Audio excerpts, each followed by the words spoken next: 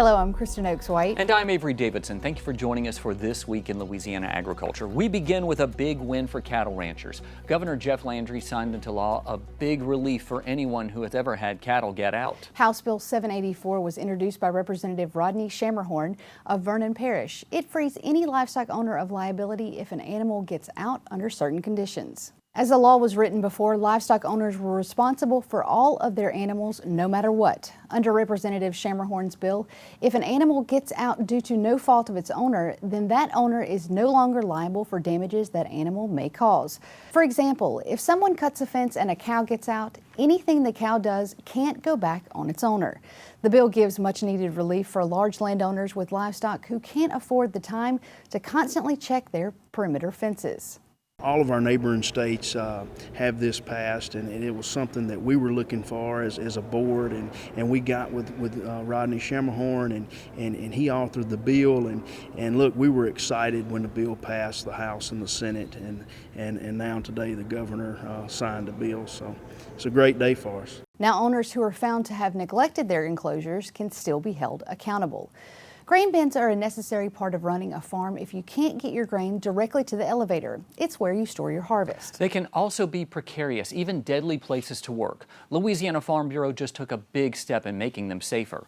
Working with fire departments, grain operators, and parish Farm Bureau offices, there is now a database of nearly 30 pieces of grain rescue equipment spread across the state. Here's a look at where they all are. If someone gets trapped inside a grain bin, it could be just a few minutes before they're unable to breathe. Armed with these tools, first responders can now quickly separate the trapped worker and pull them to safety. This year, as we all know, there was a fatality in a grain bin, so that was the impetus for us to really make an effort to pull all this information together and put it in one document showing where these grain rescue tubes are located around the state so we can make that public. We've also sent it to all of the emergency folks around the state, 911 operators, so they have that list. So if that call ever comes in, they can look at that list and see exactly and tell that person on the other end of that line where that tube is located. Grain bin rescue tubes can cost between $3,000 and $4,000. The Louisiana Farm Bureau Safety Manager Wendell Miley says this list will hopefully continue to grow, which will reduce some of those rescue times.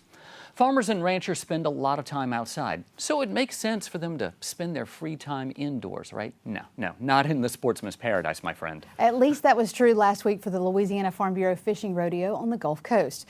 TWILA's Karl Wiggers traveled to Cocodrie and showed us why farmers took to the water for a good cause. Boats are headed out of Coco Marina at the 2024 Louisiana Farm Bureau Fishing Rodeo. Terrebonne Farm Bureau President John Walther has helped plan this event that started more than 20 years ago in 2002. And we've done it almost every year, skipping a few for hurricanes and a pandemic once, but we've tried to do this every year to raise money for our youth programs, for Ag in the Classroom, and for our foundation scholarships. Each of those causes are vital to the future of Louisiana agriculture, so it's fitting to see families here at this year's event. In the crowd, the young faces drew the attention of Louisiana Farm Bureau President Jim Harper. These young people are the next generation of leaders. Many of them may be at our convention in a few weeks, so we're a family organization, and it's just great to have them out here. What we're doing tonight is Grassroots Farm Bureau. We're bringing together our family, our friends, our insurance agents, everybody coming together to have a good time, support a good cause, share a good meal, and that's what it's all about. Farm Bureau is family, and we want to keep it that way and continue that tradition, and that's why we support these youth programs. It's so important that we keep our young involved in agriculture and bring them down here and let them enjoy some of this recreation. This kind of event takes a team, and 5 parishes came together to organize and staff this year's fishing rodeo. We have Lafourche, which has been our longtime partner. We've added Assumption, Iberville, and St. Mary. And they've all joined in. They're here tonight with us, pitching in. Some of them are cooking, some of them are doing other things, but the teamwork is great. That teamwork is also what each of these boats put together to bring in these fish, to get on the leaderboards, to collect some prizes, and raise money to support the youth, even the ones who made the leaderboard. President Harper says it's events like this that make him proud of the Farm Bureau. I would just like to say thank you. They've done a lot of hard work to put this on. A lot of the boards are working hard, to put these on to raise money for the foundation and Ag in the Classroom, and it's a great event. This is part of the culture in South Louisiana. Coming down here to your camp, spending the weekend with your family, fishing, enjoying the coast, enjoying the Gulf of Mexico. And we're so happy to share that with people from around the state coming down to join us today. Reporting from the beautiful Louisiana coast in Cocodrie, I'm Karl Wiggers for This Week in Louisiana Agriculture. Thank you to all the parishes that hosted this year's fishing rodeo. But if you're sad you missed out, fear not. We'll remind you next year when it's time to put this on your calendar. Well, with outside turning into a typical summer sauna, a lot of us are hunting for those cold, sweet treats. On LSU's campus, you'll find the new and improved dairy store not far from its original location. Our newest TWILA intern, Alexandra Kling, got the inside scoop. I would say the dairy store is an extremely unique place, almost like a watering hole for campus. Walking the streets and paths at LSU in the summer can be exhausting, but some lead to the new dairy store. Assistant Manager Victoria Robert says it's an impressive upgrade. We literally just flipped our store location from where we used to be. The new building is absolutely amazing. It's gorgeous, very nice facilities when you're comparing it to old buildings. The new location is at 118 South Campus Drive and is a walking distance from the Student Union. Moving locations has attributed us several different things, say whether that be this brand new amazing space, but it also is attributed to us in a large increase in customer volume. The dairy store's manager, Nick Busey, let us peek behind the scenes at their new and improved equipment. I have several engineers on staff, and all of those have been able to work on our production sector and actually improve pieces of that system to increase our success overall. They have a bottling, cheese, and ice cream room they cannot wait to start using in September. A key ingredient to the production are the student workers.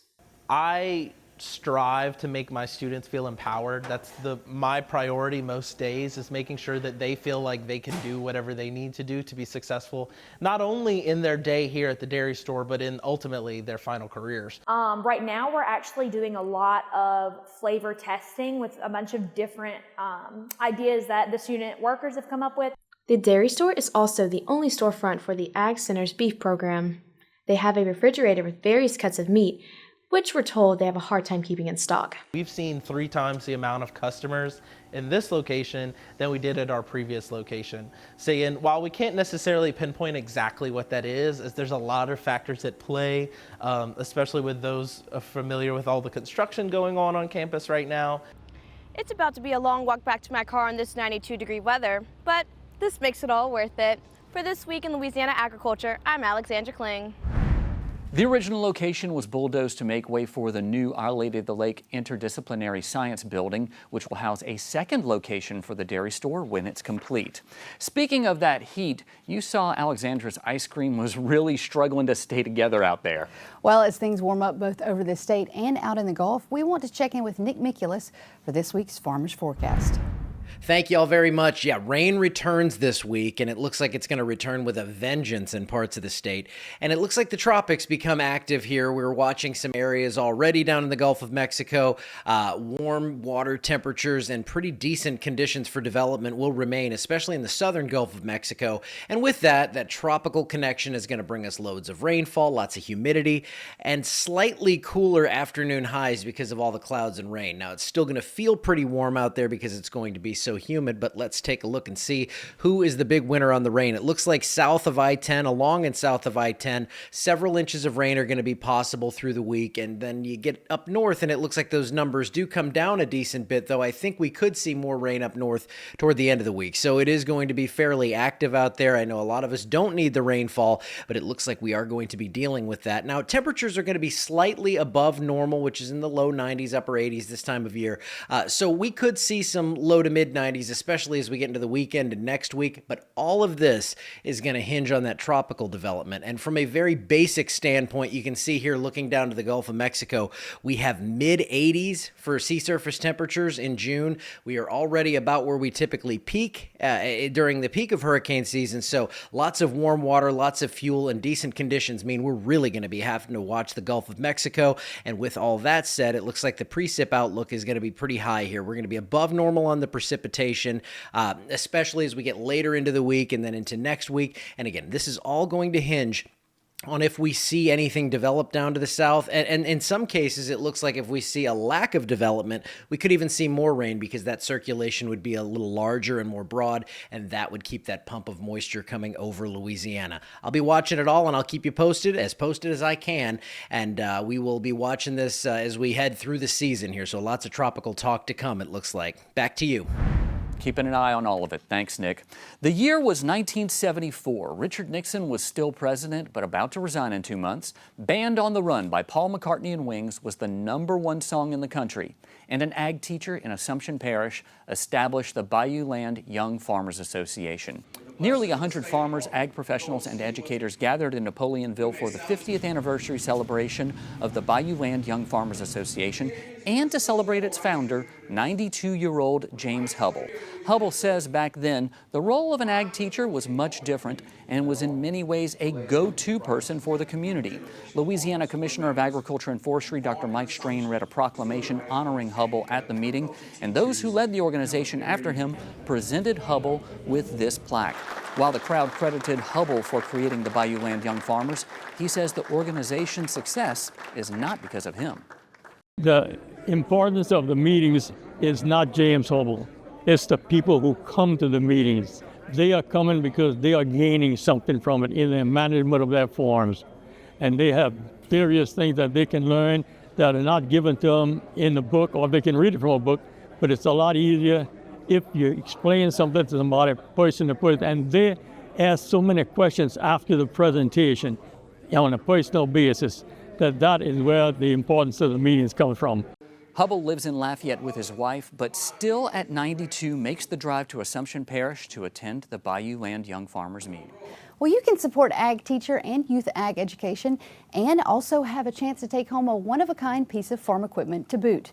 Sunshine Equipment is raffling off this LSU Gator. Tickets are $20 each, and the proceeds benefit the Louisiana FFA and 4-H programs. Grace Vest with Sunshine says it's important to ensure young people have the chance to learn about agriculture through FFA and 4-H. The Louisiana FFA and Louisiana 4-H means so much not only to our CEO and our owners, but we have over 100 alumni that work for us who are a part of either 4-H or FFA. And in order to carry on agriculture and not just our John Deere equipment, we want to be very involved with the youth as they grow into young adults. And so this raffle is to raise funds for a Sunshine grant that FFA and 4-H kids can have access to for any various project they might be doing. Again, tickets to win the Gator are $20 each. We'll also share a link on twilatv.org. Sunshine will announce the winner at the LSU Vanderbilt football game on November 23rd. Here's hoping you win, Kristen. Well, still to come on TWILA, mom, farmer's wife, and so much more, we meet the next Young Farmers and Ranchers Achievement Award finalist in Lafayette Parish. Plus, we follow Ag Commissioner Mike Strain to find some good certified Louisiana products in this week's Crawfish Tales. You're watching This Week in Louisiana Agriculture, the only TV show bringing Louisiana farmers and consumers together every week.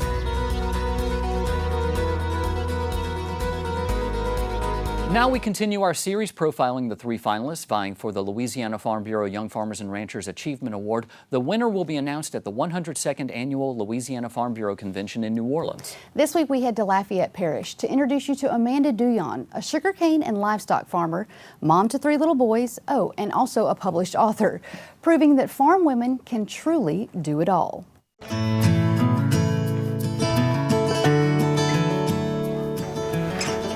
Mornings start early at the Duhon farm in Maurice.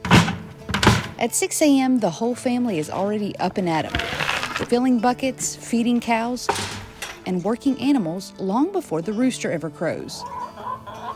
We wake up in the morning, we come here to the barn. He has to feed his show cows. I take care of my little steers that I have. Then it's off to get them to school, and then I'm at the office for 7 o'clock in the morning. Whenever it's summertime and we're in the field, a lot of times we don't even have morning meetings. We are straight out to the fields, and I'm jumping on a tractor and opening rows and working with the men all day. And then at 3 o'clock in the afternoon, I leave, and it's feeding animals all over again. We've got animals here that we have to feed, some show cows and steers, and then we have to go out to another field, feed some more cows because we're trying to get them ready for farm to table in the coming years. For Amanda Duhon, growing a farm and growing a family go hand in hand. I mean, I guess it's just the love of doing it. I love being out here on the farm, so it just makes life easy. Amanda and her husband Kelsey raise 800 acres of sugarcane and livestock on their farms in Lafayette and Vermilion Parish. I'm first generation row crop farmer, and what's really funny about it is I was actually a first generation cattle farmer until 3 years ago. My grandparents had cattle on both sides going back a few generations, but my parents didn't have cattle until 3 years ago whenever they purchased 30 head for themselves. So it's pretty interesting to now be a fourth generation cattle farmer whenever you're 33. With that in mind, Amanda works hard to ensure that this farm is sustainable for the next generation of Duhons to carry on. We actually had a landowner come to us and decided that he wanted to be no burn, more or less kind of making our farm carbon neutral.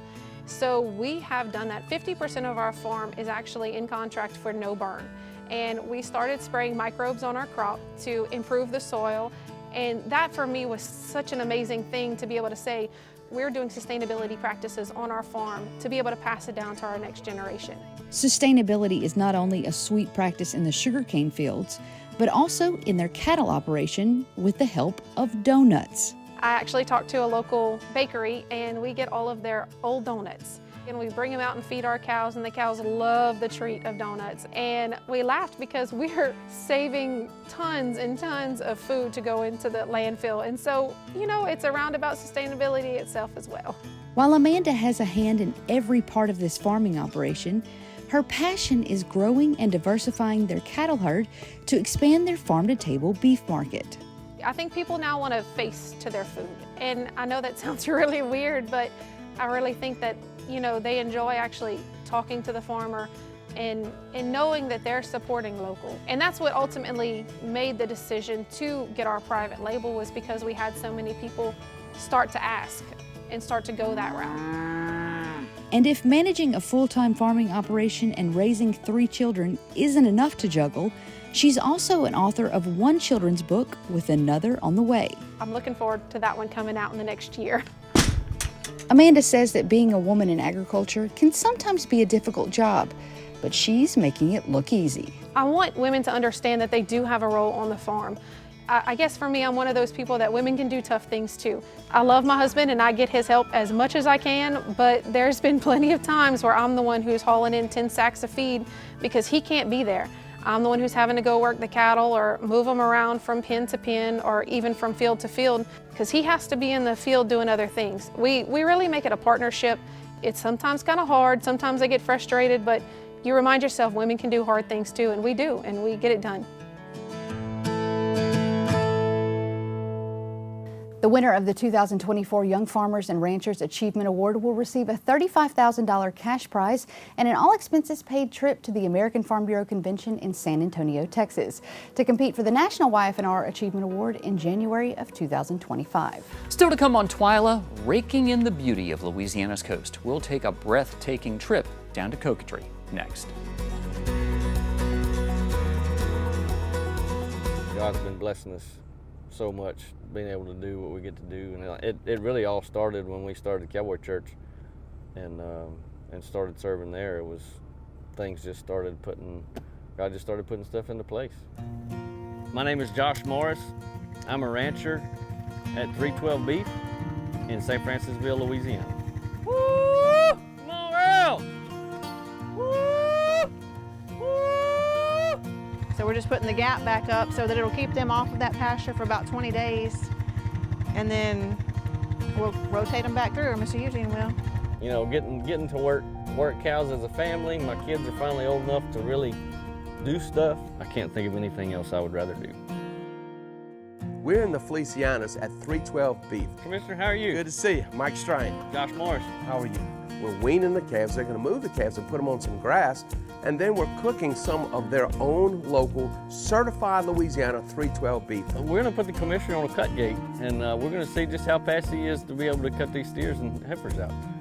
I'm interested to see. How are you?